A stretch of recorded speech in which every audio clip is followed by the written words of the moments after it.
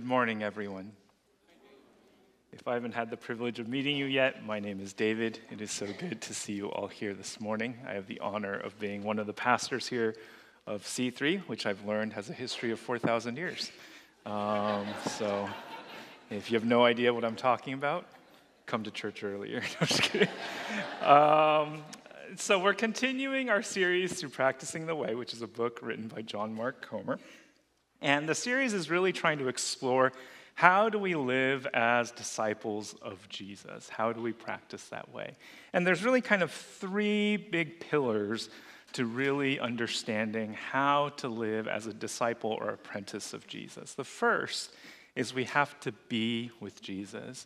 And we started this series talking about what it means to abide with him, right? To be with Jesus. The second step is to become like Jesus, right? As we are with Jesus, we learn what it means to become like Jesus. And then the third pillar is then we do as Jesus did. We follow in that example. And we've been thinking through a variety of different practices like Sabbath last week, or praying and fasting and solitude, generosity, those 9 circles that we talked about that are represented in this graphic here. And as a church, one of the things that we've been trying to do together, especially during this season of Lent, is a digital detox. So I want to give you a little update on how it's going for me. But in order for you to... All right, that's how... Spoiler alert, okay? I've been coloring, okay? But in order for you to understand what's going on here, right? Is David just hard regressing back to childhood, right? Like what's going on here, right? So to better understand context, like maybe a half a year ago now, is that right, Haley? Haley's the one that checks the dates in our family. So about half a year ago, in our backyard, there's this kind of koi pond area with a bunch of rocks and stuff. And about half a year ago, this kitten was born into that rock formation as a little cave, a stray cat. And Haley and I are not traditionally pet people. We don't have pets. We've never really wanted to get a pet. But we looked in our backyard and we see this little cute kitten snuggled in the cave. And we're like, what do we do? Right? Like the idea of just like a dead kitten in our backyard was just so like mortifying to us that we were like, well, what do we do? And so we're like, what do we do? We're like looking at the kitten, hoping like it'll find a new home or something. And one day we're at the supermarket and Haley goes, you think we should buy some cat food? And I'm like, all right, like I know where this journey goes, right? Now, fast forward a couple of months, we've bought the cat a little outdoor house. We've got it feeders. We've been feeding the cat. But it's actually been this kind of prayerful time for me to go and feed the cat, to care for something. Now, so for my digital detox, for my birthday, Renee Dunn was kind enough to buy me this cat-themed coloring book. And so I've been using this in lieu of screen time. Now, the picture on your left, the one with the shark, was the first one. And then the one on the right was the second one. And then the one in the middle, you can see I kind of like gave up. And the reason I kind of gave up is because I was trying to do mixed medium, right? So I've mentioned before in high school, one of my favorite classes was art history. So I was like trying to use some of my information from art history onto these coloring books, right? So I'm like using Crayola and like, oh, I remember what cross-hatching is. I wonder what that looks like, right? Anyways, so the one in the middle, I tried to use mixed medium with crayons and markers, and I've learned I hate coloring with markers. It's just so hard. So anyways, so that's how my digital detox has been going. I hope yours has been just as fruitful and enjoyable. And for those of you who have not done it or committed to doing it and have not really followed through, I just want to say that's okay. There's no shame, right? There's always tomorrow, and you can always start again. And so I encourage you to just take some time away from our screens and really find a space in which we can rest in God. So today we're going to continue on our journey through practicing the way. And we're going to do so by kind of looking at the life of David, and especially in this one particular moment. Now, for those of you guys who may not be familiar with the life of King David, I just want to give us a quick kind of overview of his life up to the point that we will be reading, right?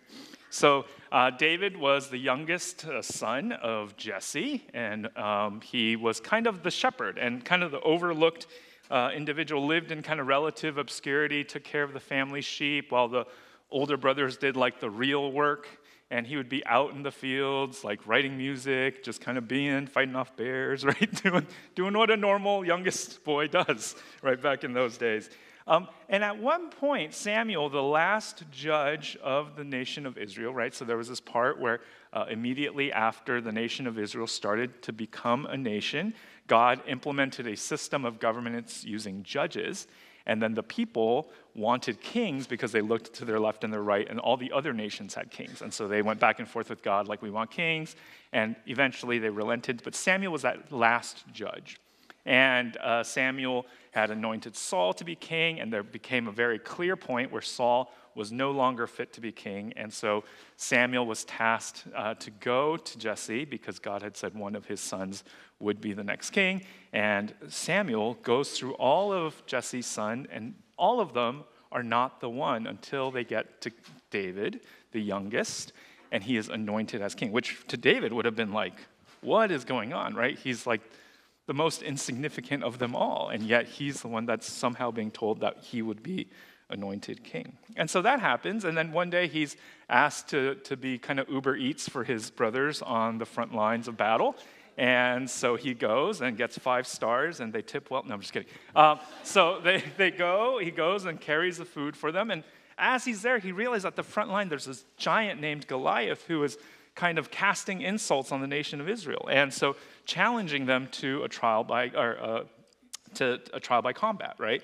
As the nations of the Philistines and the Israelites were deadlocked, they were like, there's no use in just running into the valley and slaughtering hundreds of people. Let's just pick one champion. But everyone in the nation of Israel was extremely scared, including King Saul. And so David sees the situation and says, hey, I'll go down there. And everyone's like, what? This is a suicide mission.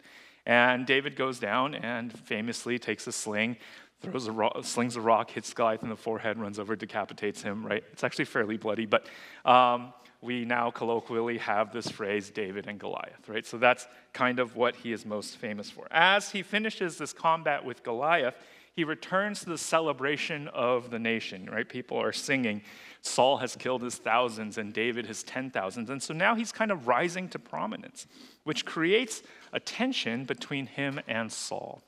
Saul starts to get jealous, not only of David's political, growing influence, but David also befriends some of his closest family members. His son becomes David's best friend.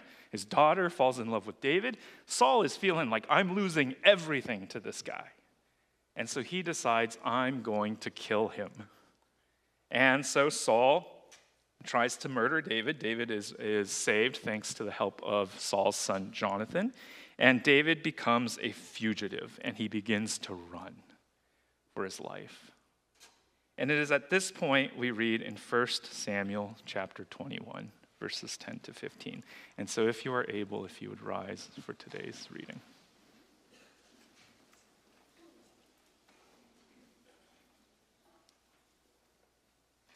That day, David fled from Saul and went to Achish, king of Gath.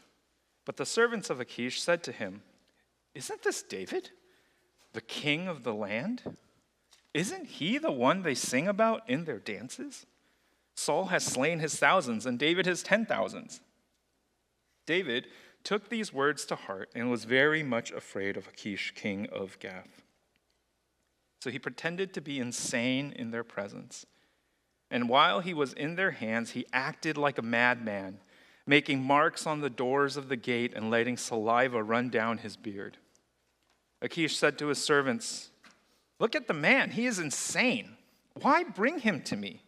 Am I so short of madmen that you have to bring this fellow here to carry on like this in front of me? Must this man come into my house? Let's pray. Dear God, we just thank you for today. We thank you for the opportunity to gather here together. We thank you for the invitation that you give us to be your disciples. And so, Lord, regardless of what we are coming in with, we believe that you are a present God who has a message for us here this morning. And so I pray that we would be receptive of your words and that we would be made just a little bit different as we leave this place today. And so we thank you, and we pray these things in your Son's name. Amen. You may be seated. So as the text says, David is running away from King Saul, and he finds himself in this place called Gath. Now, Gath is a unique place because it was the birthplace of another famous person named Goliath. Right? And so imagine this. As David is fleeing, as he's trying to seek refuge from Saul, the place that he's like, man, I guess the only place I can be safe is in the hometown of the person I have famously killed. Like, he has exhausted all options. And he finds himself in Gath, and he's like, surely this is the last place Saul will be looking for me. And he tries to lay low, and somebody notices him. Like, wait a minute. Isn't that David? The guy who killed our champion? So they capture him and then bring him to the king, and they're like, we think this is David, right? And David picks up like, oh man, like, this is becoming a dangerous situation. What do I do? So he just goes crazy, right? He starts to like scratch on the wall. He starts to like slobber down his mouth. He basically debases himself to be subhuman to the point that everyone in the room is like, whoa, this can definitely not be David. This is definitely not him. Like, we don't know what, like, get this guy out of here, right? And so, like, imagine for David his journey up to this point, right? Just a couple of years ago, he was just out in the field with sheep, playing on his lyre. He didn't ask for any of this. He didn't ask to be king. He didn't ask to be anointed. He didn't ask to go to the battlefield and to slay Goliath the giant. He didn't ask to fall in love with King Saul's daughter. He didn't ask to befriend King Saul's son. He didn't ask for any of this, and yet here he is.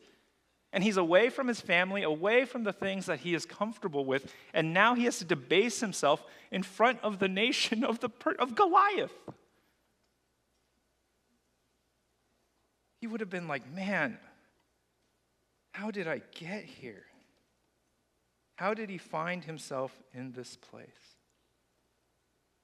And so as we've been going through practicing the way, we've been really focused on the things that we can practice in order to take steps forward in our apprenticeship and discipleship with Jesus. But sometimes, in order to take steps forward, we have to take some steps back. And so this is what I will be inviting us to consider this morning. That sometimes, in order for us to take steps forward, we have to look back to some of the things in our life that maybe are a little bit painful and that cause a little bit of suffering. Because for David, this moment was deeply painful and full of suffering. You know, I know that we don't like staying in places of pain and suffering, and for good reason. And sometimes when we encounter moments of pain and suffering, our temptation is to consider ways in which we could distract ourselves, consider ways in which we could drug the pain away, or simply just deny that any of it is happening. These are ways in which we tend to cope with our pain and suffering, but the challenge is when we do that, we end up actually getting stuck in our pain and suffering. Like I said, for David, this was in many ways his lowest of lows up to this point in his life. And we actually find out what happens to him immediately after this in 1 Samuel chapter 22. Because there it says, David departed from there and escaped to the cave of Adullam. He couldn't do anything but run. So he ran from the nation of Israel to the kingdom of Gath, And now he runs to the outskirts of the cave system. Now, the caves of Adullam were a series of caves right outside of the city in what we might consider the outskirts or the slums of the area. And he has nowhere safely to deny his pain, and he has nothing around him to drug his suffering. In fact, even before he gets to Gath, he visits another city called Nob, and he has no food. And the only thing that he can eat is the consecrated bread of the temple. And so he has nothing to drug himself with, nowhere to hide, nobody to distract him from all of this. And it is in this context he writes this psalm in Psalm 56. So again, as we read this psalm, I want us to hold David's context and what he was going through as we hear these words.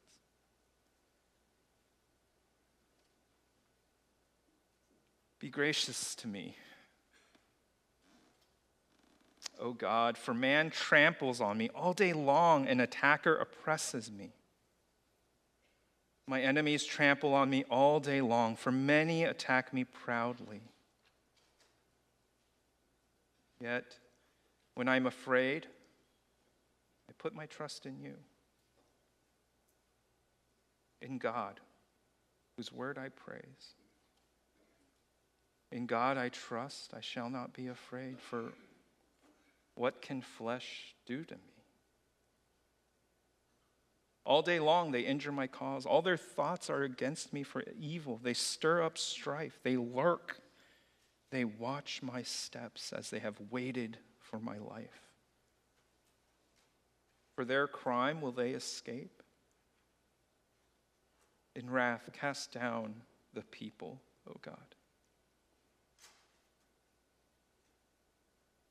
You have kept count of my tossings. You have put my tears in your bottle. Are they not in your book? Then my enemies will turn back in the day when I call. This I know, that God is for me. In God, whose word I praise. In the Lord, whose word I praise. In God I trust. I shall not be afraid, for what can man do to me? I must perform my vows to you, O God. I will render thank offerings to you, for you have delivered my soul from death. Yes, my feet from falling, that I may walk before God in the light of life. David was growing tired. And yet, in the midst and in that cave, these are the words that he writes. He asks for God's grace, even though he is surrounded on all sides and feels constantly attacked. And in the midst of such pain and suffering, he makes this tender proclamation of faith. I don't think David wrote these words with triumph in mind. But at the end of his rope, all he had was God. And so these were the words that he wrote. And he concludes, what's the worst that can happen?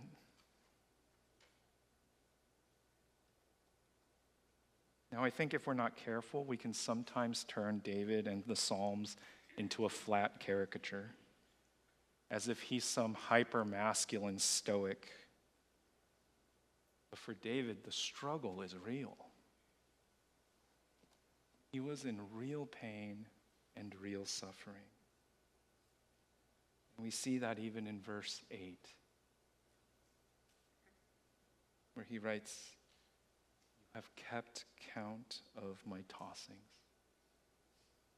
Put my tears in your bottle. Are they not in your book?" David is acknowledging that there have been so many sleepless nights, that many tears were shed. And yet, he believes God's presence was through it all. That there was not a single turn of that sleepless night that God did not see. that there was not a single tear shed that God did not keep in his record books. God was there through it all. I'm going to invite all of us to name our pain and suffering in light of a present God. Because it's only when we start naming the brokenness of our lives that we begin the healing journey. And it's only with God that we experience healing. And so it's not comfortable. It's not easy.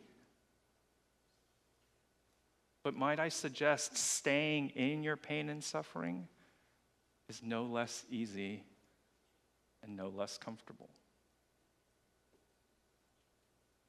Now, David's faith journey, sometimes we read Psalms like this and we kind of like, wow, how did David do this? Now, I just want to say, again, I don't think that as David was writing this psalm, it was somehow this like sheer faith willpower. It was built on faith, but the faith was about God's goodness. It was about God's character. The faith was not in his own somehow spiritual strength. Now, this should be encouraging to us because when we choose to have faith, it has nothing to do with our own capacity, but completely on the power of God. And we have a powerful God.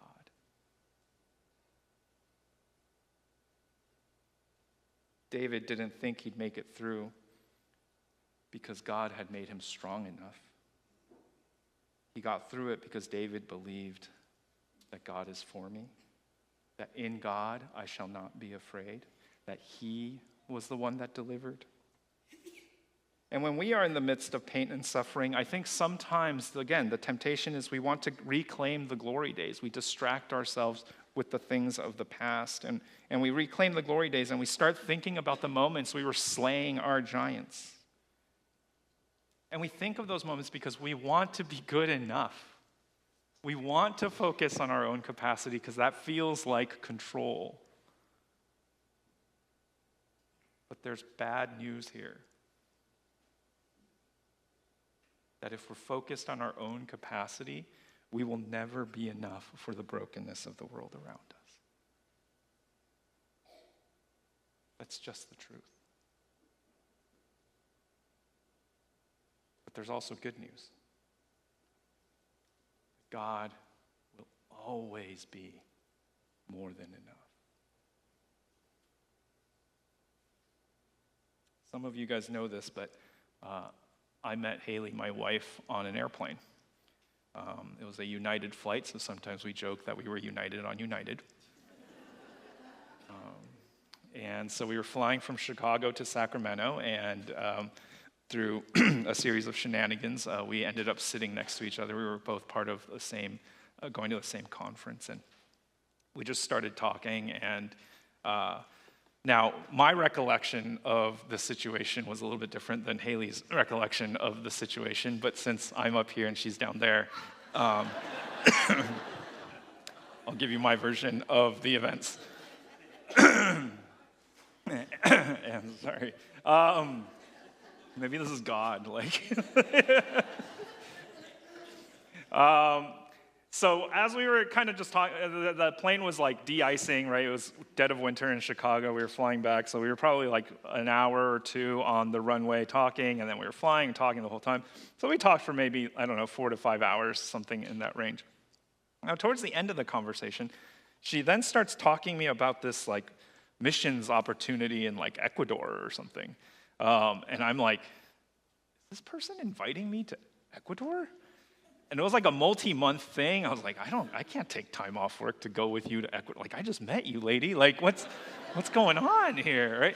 Now, to be fair to Haley, what she was suggesting was she knew that I was a college pastor, and she was trying to say there's this opportunity for other college students. Now, maybe in my male ego, I was like, oh, she must be talking about me, right? And so, we were having this conversation, and then we leave the plane, and she says something along the lines of, I hope this isn't the last time that we talk. And you would think that the strategic move would be, oh, this is a perfect time to ask for a form of contact on my end. But what was my response? Yeah. And so we get off the plane, we leave, and I'm just like, cool. And as I get on the car to return home, one of my coworkers who was also with us on the flight, she's like, how did that conversation go? And I was like, oh yeah, the conversation went fine. How was your conversation? And she's like, David, it's not the same. And I'm like, what? Oh. So then I find her, Haley was a youth pastor in Stockton for a while, so I find her church email address, and I send her this very cringy email, which one day I may read to you or not. We set up a date, and then we ended up dating, and then we got engaged about 7 months after, so things moved fairly quickly. We got engaged, and then the following January, Haley was going to transition away from Stockton and move to Davis, and we would kind of start our new life in Davis. Our wedding date, by the way, was March. So January, and then there's that 3-month period. On the day that Haley moved from Stockton to Davis, I get this phone call. And I pick up the phone, and it's one of Haley's friends who was helping her move to Davis. And her friend on the phone goes, hey, David, I don't know how to tell you this. And I'm like, what? They're like, something's a little bit off with Haley. It's like kind of a different person. And I'm like, what do you mean? She's like, well, I just want to give you a heads up. We'll be heading there. We'll be there in about an hour. If you could meet us at the place that she'll be staying at. I'll be like, yeah, I'll meet you guys there. So I get there, and Haley is kind of a different person. Now, what ended up happening was the stress of our move and a lot of other variables really kind of created a perfect storm of anxiety and depression for Haley. And it was quite debilitating. And so from January, from that moment in January, it became kind of clear to us that something was very seriously wrong. In fact, things got so bad that there was a season of our lives where I had to move in with my friends who Haley was staying with so that we could just have someone be with Haley 24 hours a day. I took extended time off from work for several months. And it was one of those seasons where we were like, what is happening here? What is going on? Felt like a cave moment.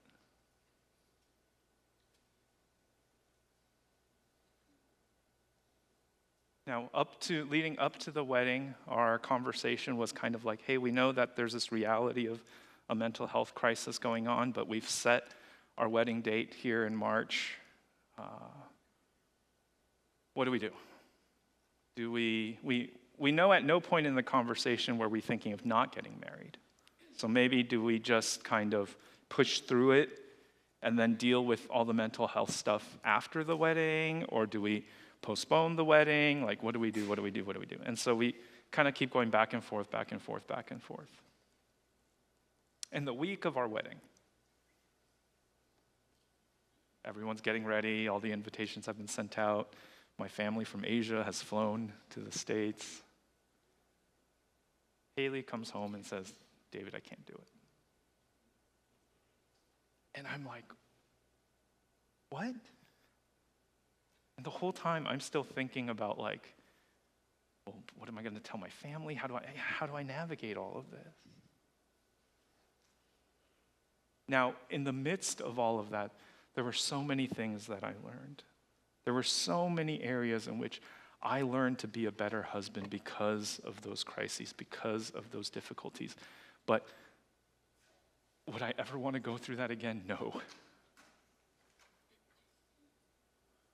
But both Haley and I were able to navigate through that journey because God was ever present with us. And believe you me, there was nothing about Haley or I in that season that was about our capacity. Because we were at zero. But God came through.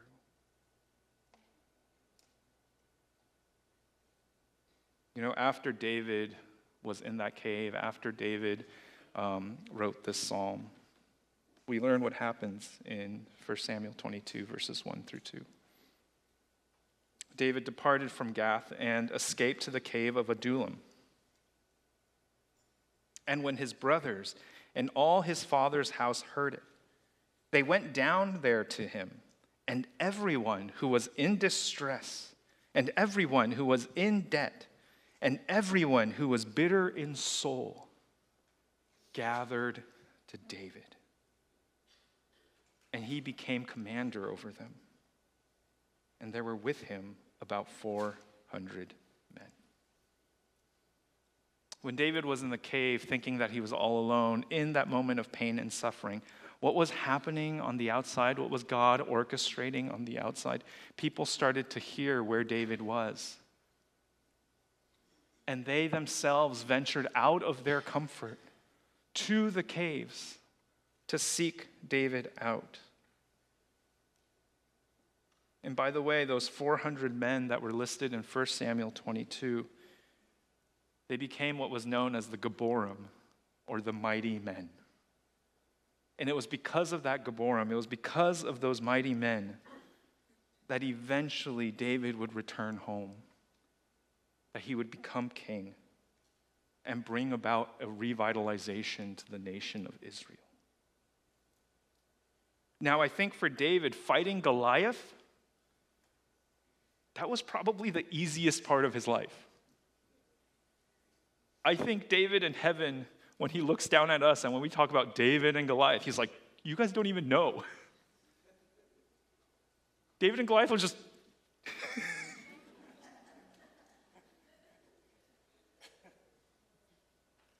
But David is probably like, you know what was hard? It was being alone. Having to humiliate myself. Being lost. That's hard. So what about us today? I don't know what in your life you would say is that moment of pain and suffering. What was that cave moment in your life?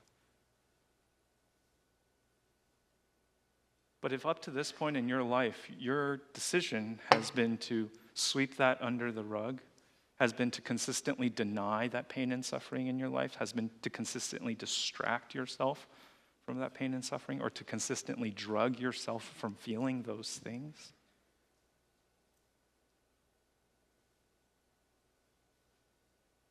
I'm going to invite you to be honest like David in Psalm 56. Just be where you're at. And who knows, maybe in that midst of isolation and loneliness, God will send you your Gibborim, your mighty people. In the midst of Haley's and I's struggle, we had Jean and Esther, the two friends that we stayed with for months.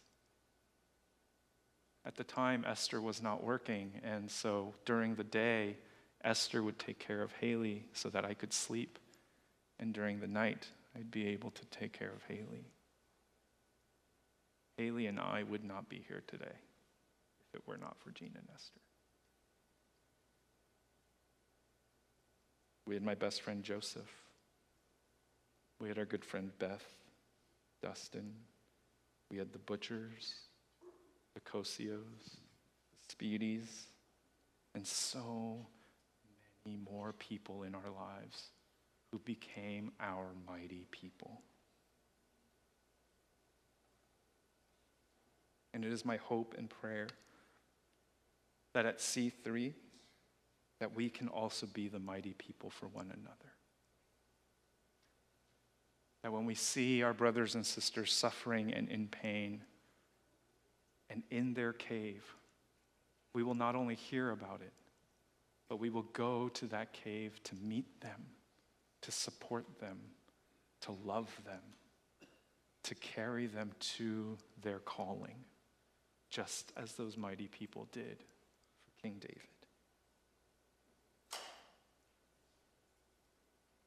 So again, I don't know what you're going through. Maybe there's a moment of pain and suffering in your past. Maybe it's happening now. Maybe it's going to happen in the future.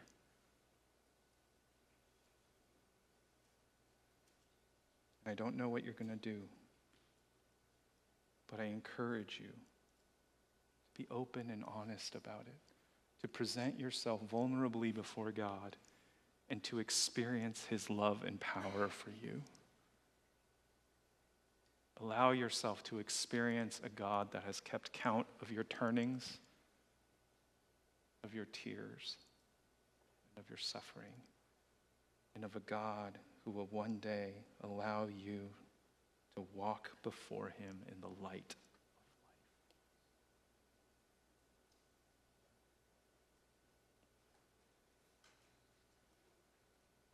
And so I want to end our time this morning by asking you a simple question.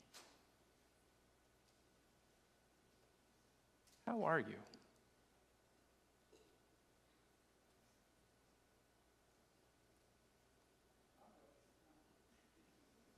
When I was in seminary, my professor had asked us to write out a paper about what is our God image? Meaning, when we think about God, what is that image that comes to our mind? And it was a reflective exercise, and I was trying to I don't know, because sometimes when we think of God, it's just kind of this abstracted idea, but what do I actually think? And the one image that I landed on that really helped me was I thought about my childhood home. I thought about, when I was about 6th grade or 7th grade, walking home with my backpack on, dealing with whatever I dealt with that day, walking through those doors. And in our living room, there was this big, comfy couch. And I just pictured God sitting on that couch. And as I walked in kind of all hurried, my picture was God sitting there. And with kind eyes, asking me the question, David, how are you? And in that moment, I had a choice. Do I sit down with God? Or do I simply say, I'm fine, and walk to my room? And I think all of us this morning have that choice as well. And so we're going to have a small moment of silence. And within that moment of silence, I want you to just experience God's kind eyes looking at you.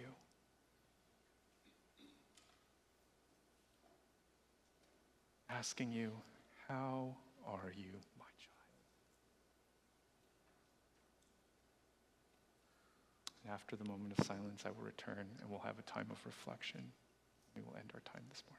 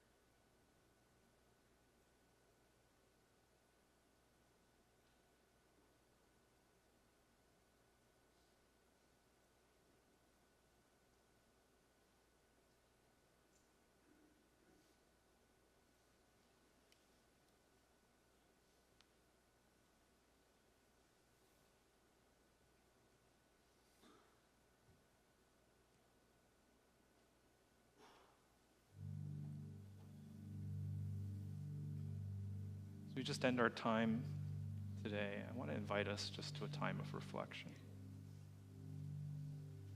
To really sit with God.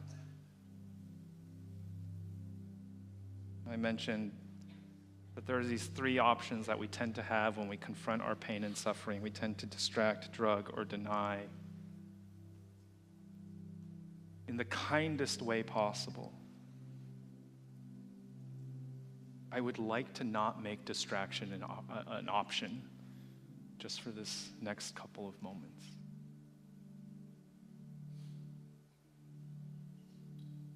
Now, in terms of drugs,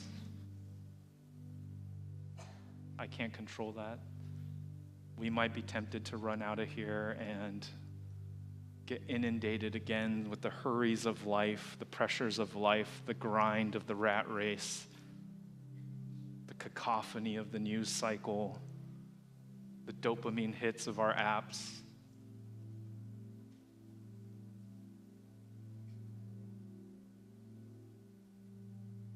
And some of us just want to say, look, it's fine.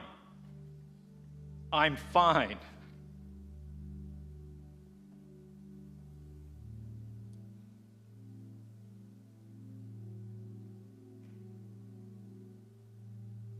But I want to give us a moment. Maybe God wants to meet you where you're at. That He has a warm cup of tea on that table, or coffee, or in my case, Diet Coke, waiting for you. He says, why don't you have a seat? How are you? How can I be here for you? My child, even though you might think you're fine, or you may want to believe you're fine, I see you. I have kept records of your turning. I have bottles of your tears. I'm here for you because I love you. But if you want to continue to deny, if you want to continue to distract, if you want to continue to drug, I will honor that decision. But know that I am always here, waiting, ask you how you're doing.